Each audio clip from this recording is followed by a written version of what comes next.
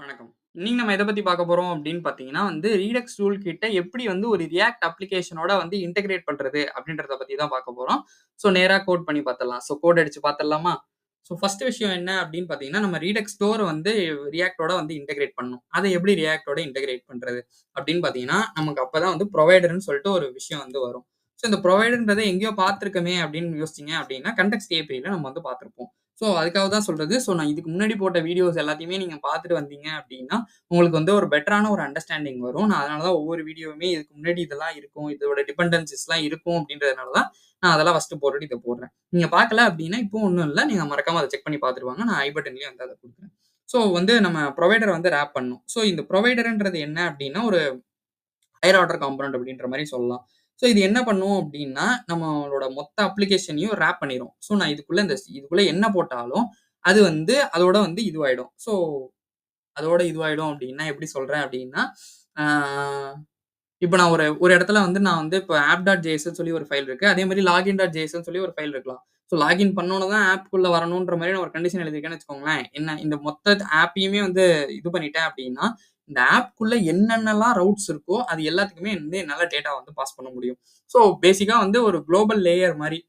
So இதுக்குள்ள என்ன pass பண்ணாலும் நான் எங்கேருந்து வேணா எடுத்துக்கலாம்.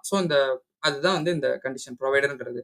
ஃபர்ஸ்ட் நான் என்ன பண்றேன் அப்படின்னு பார்த்தீங்கன்னா, இந்த புரொவைடர்ன்றத ராப் பண்ணிக்கிறேன். புரொவைடர். இந்த புரொவைடர்ன்றது எங்கேருந்து வரும் அப்படின்னு பார்த்தீங்கன்னா, React Redux வரும். அது கவனிக்க வேண்டிய விஷயம். புரொவைடர்ன்றத எடுத்து நான் ராப் பண்ணிடுறேன். இது Redux டூல் கிட்லேருந்து வராதுன்னா, இது Redux டூல் கிட்ன்றதே React Redux அவங்களோடது தான். ஆனா புரொவைடர்ன்றது React Reduxலேருந்து தான் வரும்.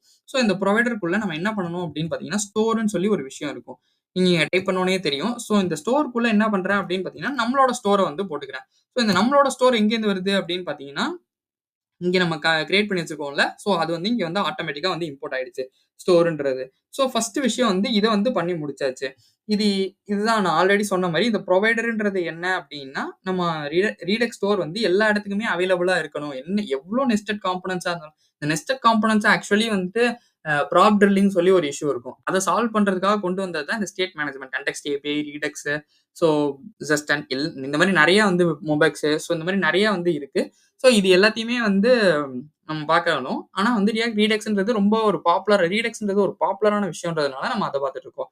ஸோ இதுதான் அந்த புரொவைடர். நெக்ஸ்ட் இந்த ஸ்டோர்ன்னு சொல்லி சொல்றோம்ல. இந்த ஸ்டோர் நம்ம ஆல்ரெடி கிரியேட் பண்ணத ஜஸ்ட் இதுல ப்ராப்பரா பாஸ் பண்ணி விட்டுர்றோம்.